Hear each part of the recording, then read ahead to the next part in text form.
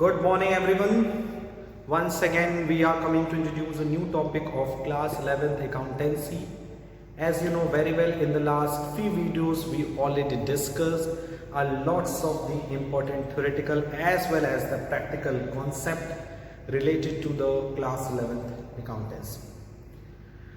So we completed almost first 5 chapter of class 11th accountancy, that is an fundamental basic of accounting. In this chapter we discuss what is the meaning of accounting, bookkeeping and accountancy, and in the second chapter we discuss about the basic accounting terms. In the chapter number 3 we discuss the various accounting principles, concepts and convention, and in the chapter number 4 we discuss about the accounting process and the basis of accounting, that is an accrual basis of accounting and cash basis of accounting. After that we will move to the next chapter, that is in chapter number 5 is an accounting standard, and you can see that what is the meaning of accounting standard and how it is how it is different from Ind AS, जिसे हम लोग India ASP कहते हैं, and you can see that the list of various accounting standard issued by Institute of Chartered Accountant of India. So now in today's video let's discuss about the first topic of today's session, that is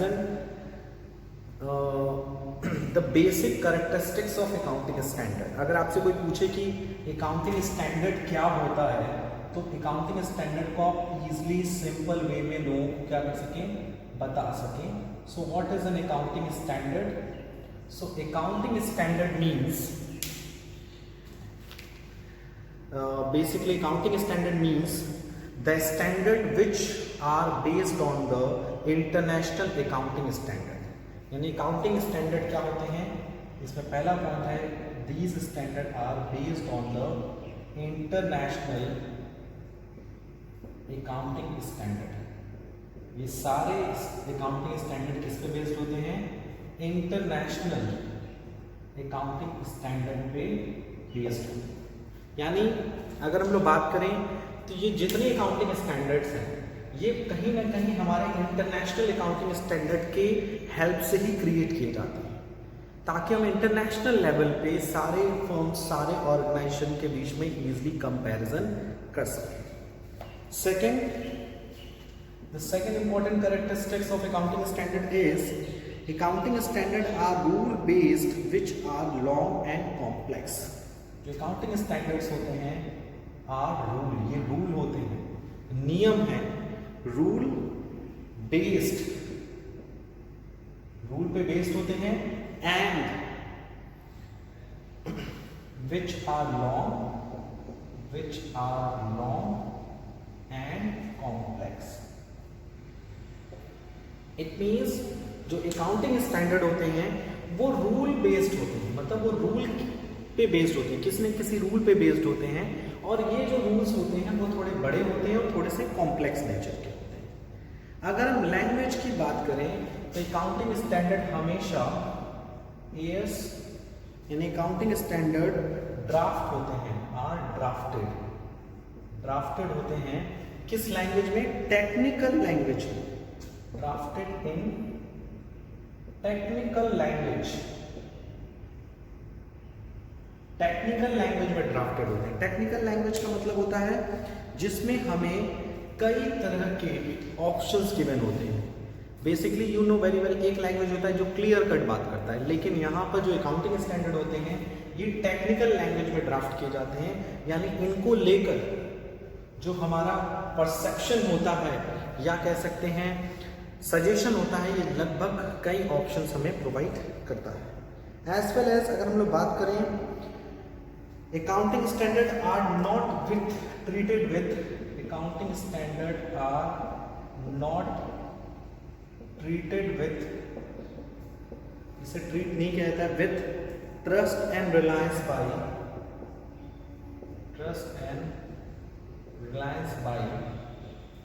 international investors.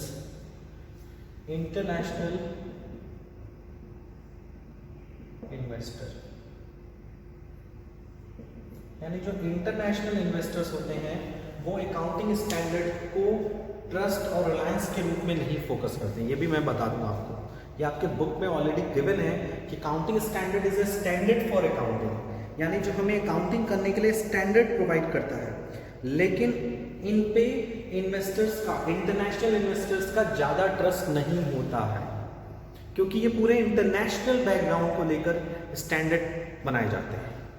लेकिन अगर हम local standards की बात करें, Indian S की बात करें, तो उस पर लोगों का ज़्यादा क्या होता है, ट्रस्ट होता है। So these are the important feature of the accounting standard जो हमें क्या करते हैं, गाइड करते हैं, ताकि हम अकाउंटिंग को इंटरनेशनल एंड ग्लोबली वे में क्या कर सकें, प्रेजेंट कर सकें। इसका एक और इम्पोर्टेंट फीचर अकाउंटिंग स्टैंडर्ड का वो ये है कि अकाउंटिंग स्टैंडर्ड जो होते हैं follow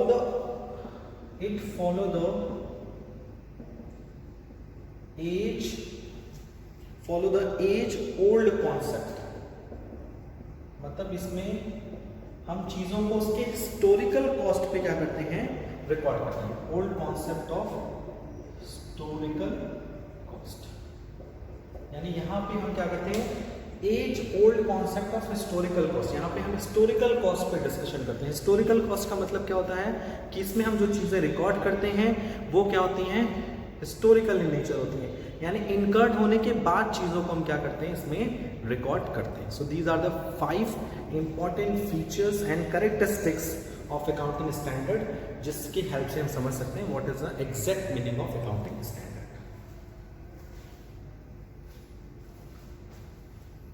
So please note down. Now we are moving to the next topic, the next chapter. Chapter number 6 is an accounting equation. Accounting equation chapter discuss करने से पहले हम accounting equation के जो basic concepts हैं कि accounting equation क्या होता है, ये किस पे बेस्ड है, अकाउंटिंग इक्वेशन क्रिएट करते समय हमें कौन कौन से आइटम्स या रूल्स को फॉलो करना पड़ेगा, ये सारी चीज़ें हम लोग इस चैप्टर में डिस्कस करेंगे।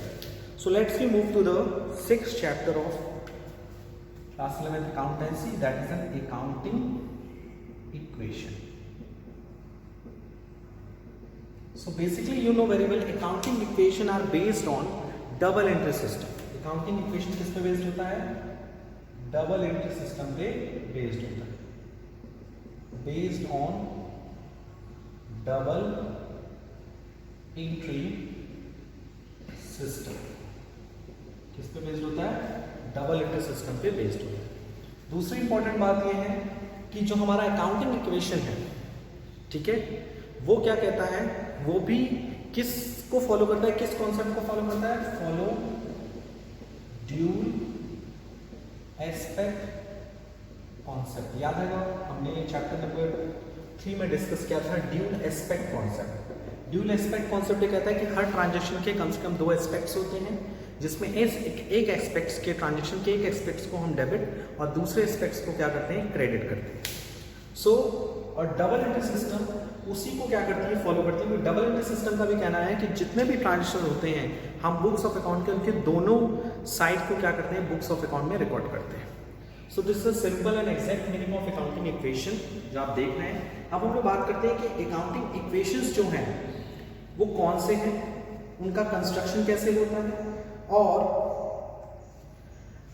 अकाउंटिंग इक्वेशन से रिलेटेड हमारा रूल क्या है।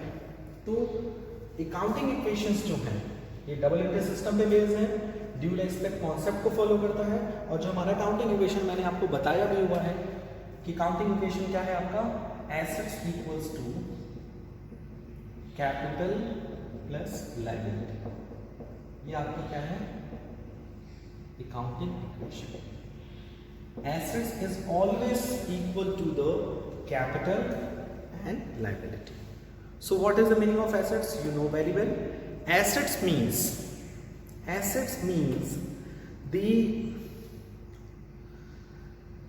means हम ये कह सकते हैं कि जब भी हम कोई प्रॉपर्टी या कोई चीज़ जिसे हमें दूसरों से लेनी है, it is called assets. Assets भी कई टाइप की होती हैं, और कैपिटल मतलब जो अमाउंट ओनर इंट्रोड्यूस करता है in the business at the beginning of the starting of the business, it is called capital. And liability means the amount which are paid to others, जो पैसा हमें दूसरों को देना है, which is called liabilities. So ये accounting equation है। इस अकाउंटिंग इक्वेशन को लेकर क्या रूल बनाया गया है? बेसिकली वेस्टर्न रूल बनाया गया है कि अगर आप देखें तो एसेट्स के लिए क्या रूल है, कैपिटल के लिए क्या है, लायबिलिटी के लिए क्या है, तो उसको वन बाय वन समझने की कोशिश करिए। अगर एसेट्स इंक्रीज करता है तो उसे डेबिट किया जाता है, डिक्रीज करता है तो क्रेडिट किया जाता है।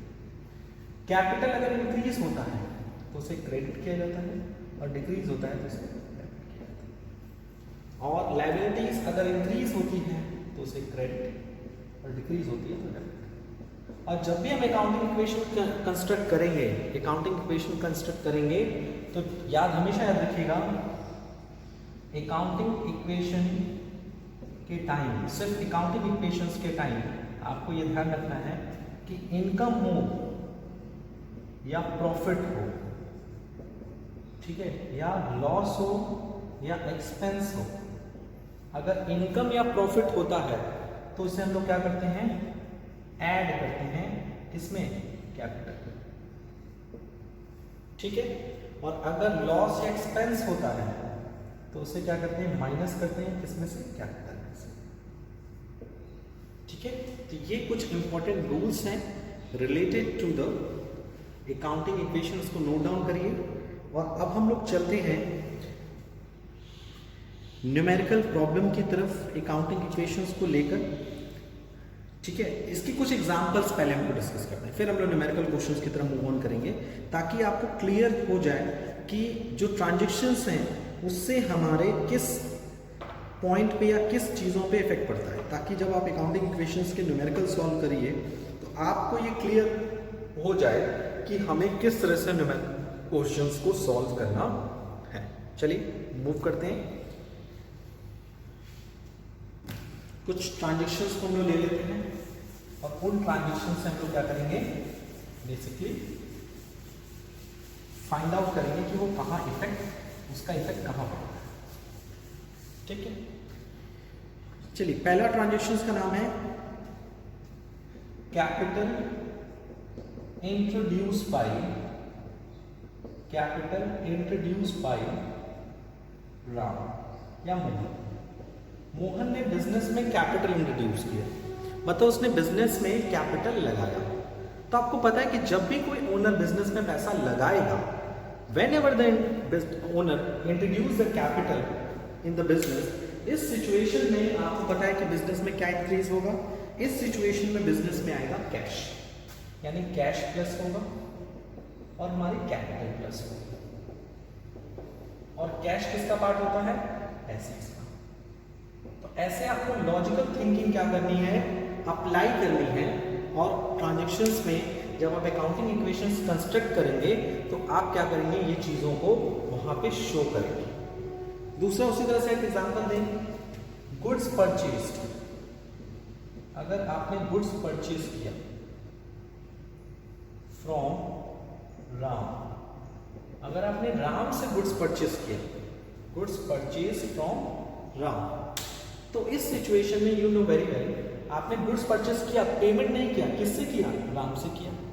इसका मतलब है कि आपके पास गुड्स आएगा, गुड्स प्लस होगा, और लायबिलिटी भी बढ़ेगी। लायबिलिटी कौन है, राम, यानी गुड्स जो है वो एसेट्स है, एसेट्स भी बढ़ा और राम भी बढ़ा। राम किस नाम से बढ़ा, लायबिलिटी के नाम से, क्योंकि आपको फ्यूचर में उसे क्या करना होगा, पेमेंट करना। सो आपका एसेट्स भी बढ़ रहा है, लायबिलिटी भी बढ़ रहा है। तो ये एग्जांपल आप देख रहे हैं कि अकाउंटिंग इक्वेशन के दोनों साइड चेंज हो रहा है और इक्वल अमाउंट से चेंज हो रहा है। किस साइड चेंज हो रहा है, अकाउंटिंग इक्वेशन के दोनों साइड चेंज हो रहा है और इक्वल अमाउंट से चेंज हो रहा है। यही अकाउंटिंग इक्वेशन की सबसे खास बात है। तीसरा अगर हम लोग बात करें, purchase goods for cash, purchase goods for cash. अगर आपने गुड्स खरीदा, किस लिए, कैश में खरीदा, कैश मतलब गुड्स आएगा और कैश जाएगा। तो आप खुद सोचिए, गुड्स आएगा और कैश जाएगा, तो गुड्स आना प्लस करना ये भी किसका पार्ट है, एसेट्स का, और कैश जाना ये भी किसका पार्ट है, एसेट्स का। दोनों साइड किस में चेंज हुआ? एसेट्स में। एक तरफ प्लस हुआ और एक तरफ माइनस हुआ। नेक्स्ट है आपका, सपोज आपने रेंट पेड किया, तो आपको सोचिए जब आप रेंट पे करेंगे तो आपके पास से क्या होगा? व्हेनेवर यू पे द रेंट, जब भी आप रेंट पे करेंगे तो सिचुएशन में कैश तो आपके पास से जाएगा, यानी ये किसका पार्ट है? एसेट्स का। एसेट्स कम होगा, लेकिन उसके साथ ही साथ आप देखिए rent is an expense. Rent paid, rent आपने पे किया तो दिस योर एक्सपेंस। और जब भी एक्सपेंस होता है, ठीक, एक्सपेंस कहां से माइनस होता है? कैपिटल से क्या होता है? माइनस होता है। मैंने भी जस्ट बताया था कि जब भी कोई एक्सपेंस होगा तो वो माइनस होगा फ्रॉम द कैपिटल, और अगर इनकम या प्रॉफिट होगी तो कैपिटल में प्लस होगी। ठीक है। फिफ्थ पॉइंट आपका क्या हो सकता है? Fifth point will be a received commission. Commission मिला, कमीशन मिला तो जाहिर सी बात है आपके पास पैसा आया, कैश आया, एसेट्स बढ़ गया आपका। लेकिन अब received commission it is not your expense, it is your income. ये आपकी इनकम है। और इनकम के केस में मैंने आपको क्या बताया है? इनकम के केस में हमेशा आपको ये ध्यान रखना है, इस सिचुएशन में आपका इनकम बढ़ रहा है, इनकम बढ़ रहा है तो उसका इफेक्ट कहां पड़ेगा? कैपिटल में प्लस हो जाएगा। सो ये कुछ एग्जांपल्स हैं जिस एग्जांपल की हेल्प से you will easily construct the accounting equation without creating any doubts. So please note down all these examples in your copy properly, and thereafter we will move to the important practical questions related to this chapter, that is an accounting equations. Okay.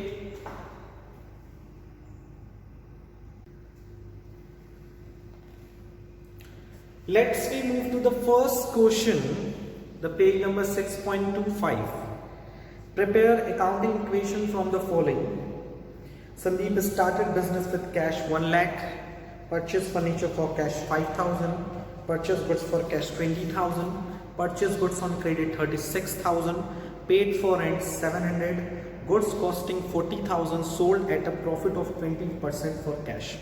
So there are 6 transactions, and with the help of all these 6 transactions we have to prepare the accounting equation. So आइए हम लोग format पे पहले discuss करते हैं, फिर questions को solve करते हैं। ठीक है, फॉर्मेट क्या होगा? इसके लिए मुझे पूरे बोर्ड की जरूरत पड़ेगी। That's why I will remove all the information given in your board. Okay, because it is a very long question for us, so थोड़ा जूम की भी जरूरत पड़ेगी। मैं आपके लिए जूम भी कर देता हूँ। ठीक, and I hope it is clear for you. So while solving the question number 1, first of all we write down the accounting equation on the top.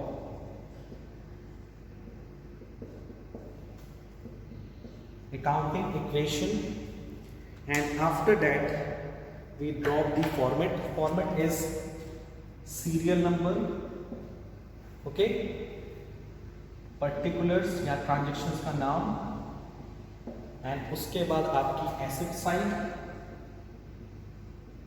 और फिर उधर liabilities and capital. Okay, so you know very well, assets is equals to the liability plus capital.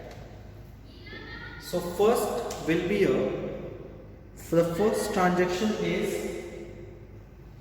the first transaction will be a Sandeep started business with cash. So the first transaction will be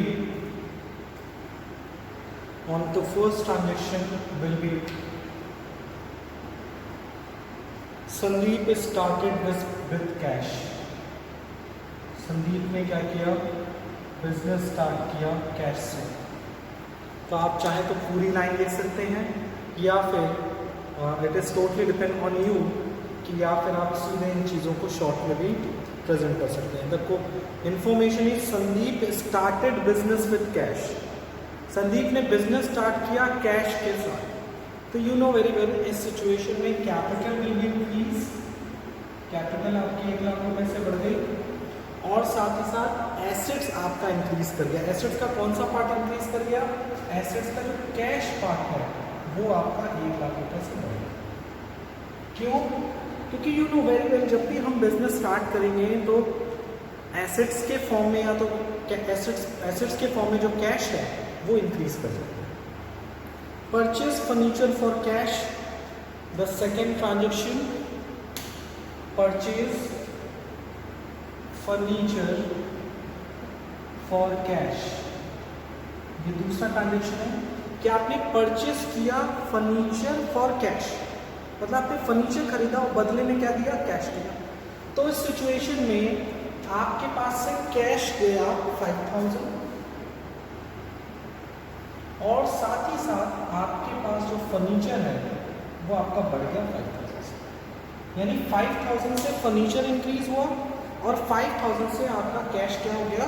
कम हो गया। Third transaction है purchase goods for cash, purchase goods for cash. अगर आपने goods purchase किया cash के बदले, मतलब आपने गुड्स परचेज किया और बदले में क्या दिया? कैश दिया। इसका मतलब ये है कि आपने कैश गुड्स परचेज किया, आपने क्या परचेज किया? गुड्स। अब गुड्स परचेज किया और उसके बदले में आपने क्या किया? यस, उसके बदले में आपने पैसा दिया। तो जब भी आप गुड्स परचेज करते हैं, whenever you purchase the goods, in this situation, इस सिचुएशन में क्या होता है बेसिकली? इस सिचुएशन में आपका जो कैश है वो कम हो जाएगा 20,000 रुपीज से और आपका जो गुड्स है वो इंक्रीज हो जाएगा। क्योंकि अगर आप देखें तो आपने गुड्स परचेज किया तो goods will be increases and cash will be decreases. यहाँ पर आपके लाइबिलिटीज पे, फर्स्ट ट्रांजेक्शन का लाइबिलिटीज पे, सेकेंड ट्रांजेक्शन का भी लाइबिलिटीज एंड कैपिटल पे, थर्ड ट्रांजेक्शन का भी लाइबिलिटी उस कैपिटल पे कोई इफेक्ट नहीं पड़ेगा। आप चाहे तो उनको लेफ्ट कर सकते हैं या फिर उनके सामने आप 0 प्लस करके शो कर सकते हैं। जो फोर्थ ट्रांजेक्शन है वो है परचेज गुड्स ऑन क्रेडिट। आपने गुड्स परचेज किया क्रेडिट में। फोर्थ क्या है? Purchase goods on credit. आपने क्रेडिट पे गुड्स खरीदा, मतलब आपने सामान खरीदा बट उसका पेमेंट नहीं किया। सो you know very well, the person from whom goods purchase on credit, जहां से हम उधार पे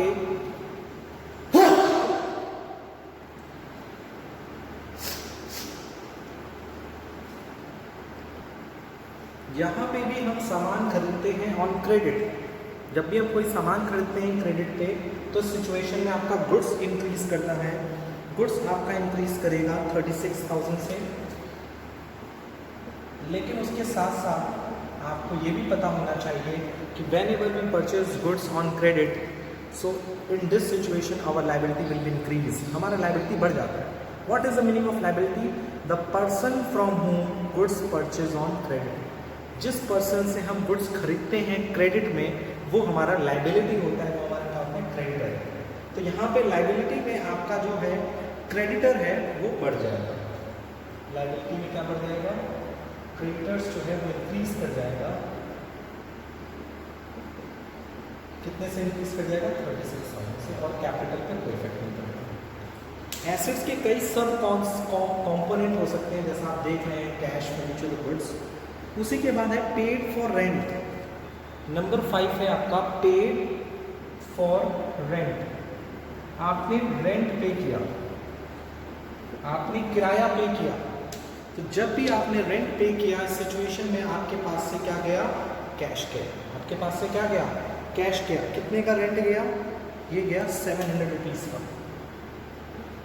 और आपको ये पता है कि the rent will be an expense. Rent क्या है? आपका एक्सपेंस है, और एक्सपेंस को हम लोग क्या करते हैं? कैपिटल में से माइनस करते हैं। कैपिटल में से माइनस। Got it? नेक्स्ट है आपका goods costing 40,000 sold at a profit of 20% for cash. यानी गुड्स सोल्ड किया आपने, गुड्स सोल्ड किया, पूरा स्टेटमेंट यहाँ पे लिखने की ज़रूरत नहीं है, आप डैश डैश करके भी बता सकते हैं कि आप किस ट्रांजेक्शन की बात करें। आप बात कर रहे हैं ट्रांजेक्शन नंबर 6 की। Transaction number 6 says that goods costing 40,000, आपने 40,000 के गुड्स को सोल्ड किया at a profit of 20% profit पे। तो आपने गुड्स कितने का सोल्ड किया? 40,000 का। तो आपका गुड्स कितने का जाएगा? 40,000 रुपीज़ का। यानी 40,000 will be deducted from the goods. या तो आप माइनस साइन लगाइए या तो ब्रैकेट में लिख दीजिए, सबसे अच्छा ब्रैकेट में लिखना, मतलब उस आइटम में से वैल्यू माइनस हो जाएगी। ओके, सो अगर आप देखें तो आपने क्या किया, 40,000 का गुड्स सोल्ड किया, कैश में सोल्ड किया विथ अ प्रॉफिट। प्रॉफिट कितना था? 40,000 का 20%, तो कितना हो जाएगा? 8,000। यानी आपने 8,000 प्रॉफिट अर्न किया। यानी टोटल आपको कितना कैश मिला होगा? टोटल आपको मिलेगा कितना? 48,000। सो आपने टोटलिटी में कितने का गुड्स सोल्ड किया? 48,000 में। 48,000 कितने का गुड्स था वो? 40,000। कितने प्रॉफिट पे सोल्ड किया? 8,000।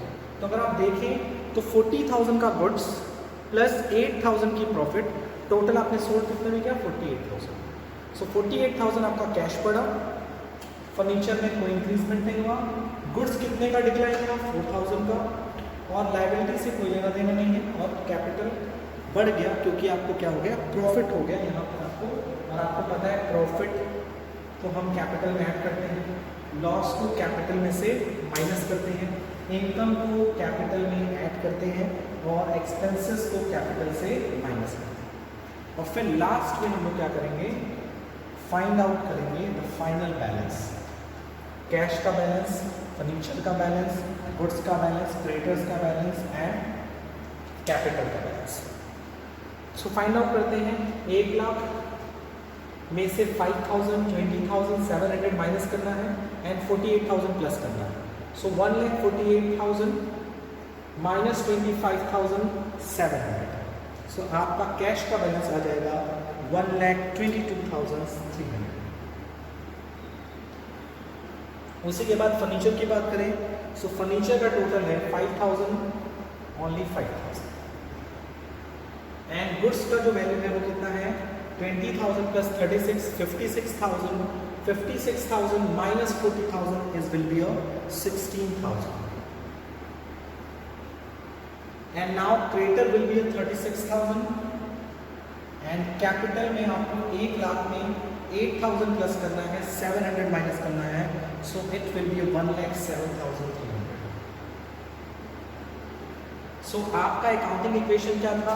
Assets equals to capital plus liability. And please check it कि क्या ये इक्वेशन को सेटिस्फाइड कर रहा है, एक बार चेक कर लेते हैं। So 1,22,300 plus 5,000 plus 16,000 equals to 1,43,300। Capital will be 36,000 and 1,07,300. So you can see that it will be 1,43,300. So यहाँ पे ये क्या हो गया? सर्टिफाइड हो गया कि your accounting equation is correct and your solution is also correct. So please note down this solution. So you can see that हमने पूरे 6 रैंडमली ट्रांजेक्शन्स लिए, जिसमें कुछ बिजनेस स्टार्ट करने से रिलेटेड था, कुछ गुड्स परचेस करने से था, कुछ एसेट्स को हमने परचेस किया, कुछ हम लोगों ने गुड्स परचेस किया for cash, for credit, rent पे किया, गुड्स सोल्ड किया फॉर कैश। तो हम लोगों ने डिफरेंट ट्रांजेक्शन्स टाई अप किए, और उसके बाद हम लोगों ने देखा कि ऑल द ट्रांजेक्शन्स की जो समरी है वो अकाउंटिंग इक्वेशन को सेटिस्फाइड करती है। It means the assets equals to capital plus liability. So please note down. So in today's video we discussed and started the 6th chapter, and this is a chapter of numerical questions, and I hope today we cleared all the topics very easily. आज के लिए इतना ही. Thank you. Take care. Goodbye.